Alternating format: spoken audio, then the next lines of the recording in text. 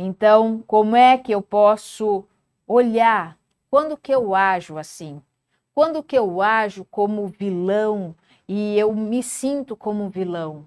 Quando eu estou colocando em mim muita crítica, quando eu estou colocando no outro muita crítica? Seja sincera com você mesmo, professor. Seja sincera, porque ser vilão consigo mesmo, nossa, causa uma dor, uma angústia, porque você vai sempre se viver vendo culpada. Porque você, como vilão, você se coloca também na posição de culpa. Quer ver como isso funciona? Funciona assim, ó. Você fez uma coisa e aí aquela vozinha na sua mente fala assim: tá vendo? Errou de novo. Tá vendo? Errou de novo. Tá vendo? Você é incapaz. Tá vendo? Você não pode. Mesmo que seja uma vozinha agradável, mesmo que seja uma vozinha baixa, mas essa vozinha fala: tá vendo? Você é incompetente. Tá vendo? Você não vai conseguir fazer isso. Tá vendo? Tá vendo? Pô, quem é que tá fazendo isso com você? Tua própria mente, teus próprios pensamentos. Mas tem como sair disso, tá? Tem como sair disso. Peraí. Peraí que a gente vai fazer uma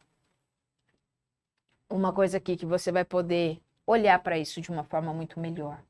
Então, ser autocrítico é importante? É importante.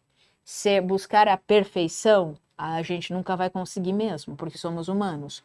Mas o essencial é termos a consciência que um dia de cada vez e eu vou melhorando sempre, eu vou melhorando sempre, eu vou melhorando sempre.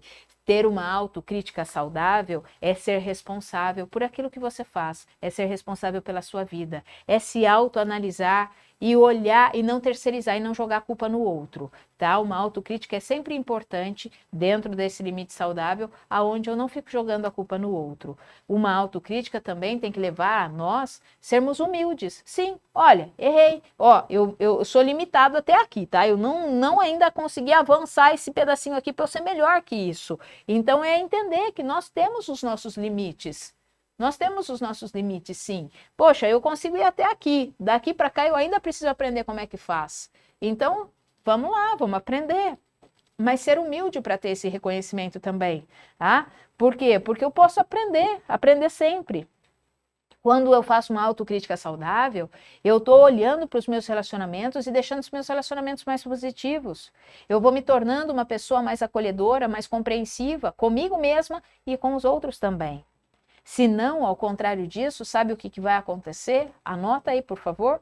Olha só, se eu tenho essa voz aqui que fica me criticando, que fica sendo o vilão da minha vida, porque ele quer, né, o fundo dele é o poder, sabe o porquê o que ele vai gerar em mim? Ele vai gerar ansiedade, ele vai gerar medo, ele vai gerar pânico, ele vai gerar dúvida, ele vai gerar baixo autoestima, ele vai gerar uma resistência, ele vai gerar uma baixa produtividade. Tudo isso que gera.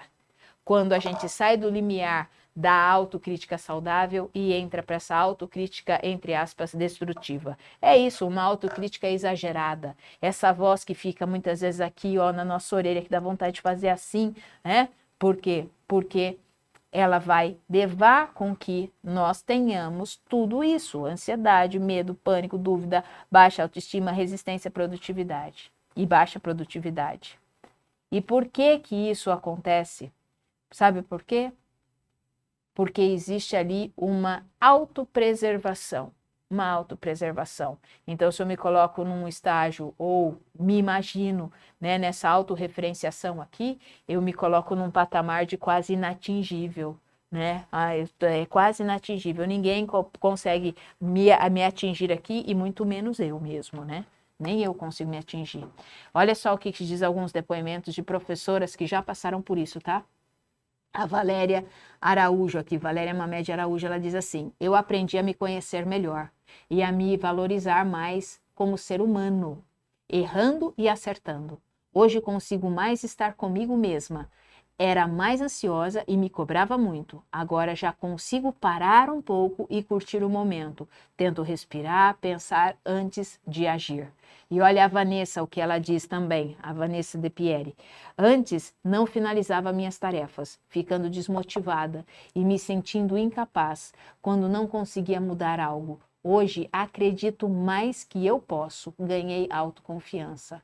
Então, existe maneira de sair disso. Existe um método para sair disso também. Então, quantas vezes nós vamos conversando com pessoas e nós vamos vendo que não é só nós que vivemos assim, as pessoas também. E por isso que nós temos que ter clareza disso para que possamos mudar. Acredite, sim, que aquelas pessoas que sabem tudo, que acham que sempre estão certas, elas estão em sérios problemas. E você, como é que está, professora? Porque o processo de aprendizagem, ele é um processo, muitas vezes, longo. E não tem problema, desde que você vá com constância, não tem problema. Às vezes ele pode ser desconfortável, um pouquinho doloroso, mas está tudo bem também. Está tudo bem, porque não é assim que a gente aprende desde criança. Caiu, ralou, levanta, anda e continua. Não é assim que a gente aprende com as nossas cicatrizes? Sobrevivi às minhas cicatrizes, perfeito. Elas estão aqui para me mostrar que eu sobrevivi, tenho uma história para contar.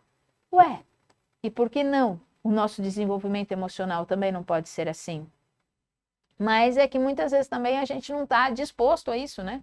A cuidar das nossas emoções. A gente acha que isso é história para carochinha, né? A gente acha que, cuidar das minhas emoções.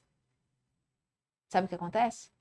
As suas emoções e as minhas emoções são as nossas bases. As nossas bases, é o nosso alicerce. Cuide bem do seu alicerce, né? Cuide bem do seu alicerce, sim.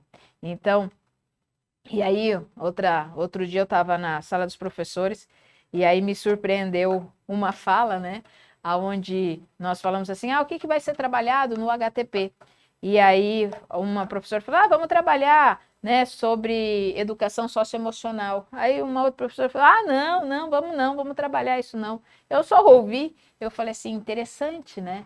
É muito interessante, porque muitas vezes a nossa base, a gente não quer olhar para ela e o quão importante é olhar para ela. Então, assim, esse autocuidado, olhar para o triângulo do drama e ver onde que nós estamos, o como nós estamos, é extremamente importante de fazer.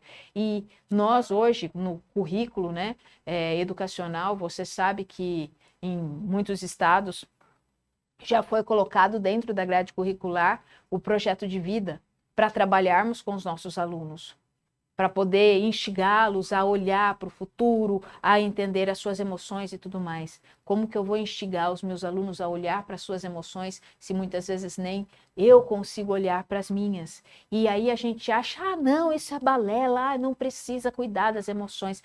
Olha que não é verdade, sabe por quê? Porque hoje mesmo, as grandes empresas, muitas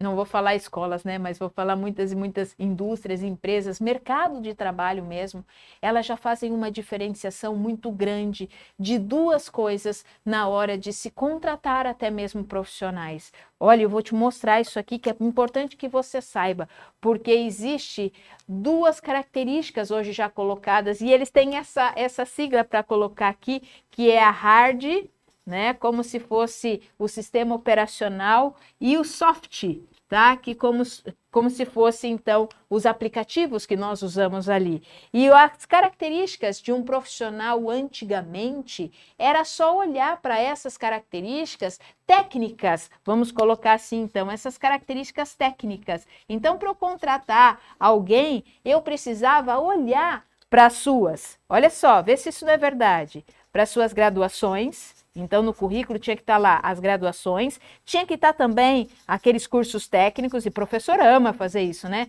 Se graduar, fazer cursos técnicos. Também tinha que estar lá os seus mestrados, né? Os mestrados, os doutorados. Olha só, isso aqui tem tudo a ver com o nosso mundo, né?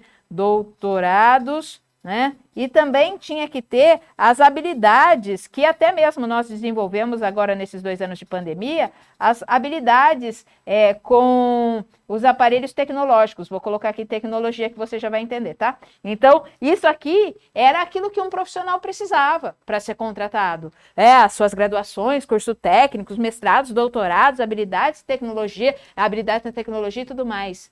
Mas sabia que isso aqui essas habilidades técnicas, elas estão sendo submetidas a uma nova classificação, a uma nova colocação de novos profissionais. Então, a gente precisava saber línguas estrangeiras, precisava saber inglês, espanhol, mandarim e tudo mais. Isso é tudo habilidade técnica. Mas hoje o que as pessoas estão buscando mesmo no mundo corporativo são as habilidades que a gente chama de soft. Essas habilidades que nós chamamos de soft, que são, olha só, vou colocar algumas aqui, se você quiser anota aí também, que são as comunicações, vou colocar aqui, comunicação interpessoal, tá? Comunicação interpessoal, a capacidade de persuasão, não vai caber aqui, vou escrever pequenininho aqui, a proatividade, ó, tô escrevendo aqui, tá? Proatividade, anota aí se você quiser, tá? Deixa eu ver o que mais que eles estão procurando aqui, que eu anotei aqui tudo para vocês, tá? Olha só, isso aqui é extremamente importante. A resolução de conflitos. Saber trabalhar sob pressão. Vou pôr aqui, pressão, tá? Saber trabalhar sob pressão. Ter senso de liderança. Senso de liderança. E a capacidade analítica. A capacidade analítica. Aí, quando a gente olha para tudo isso aqui, a gente fala, uau, da onde é que vem isso? Sabe de onde vem isso? Da sua inteligência emocional. Tudo isso vem da sua gestão socioemocional.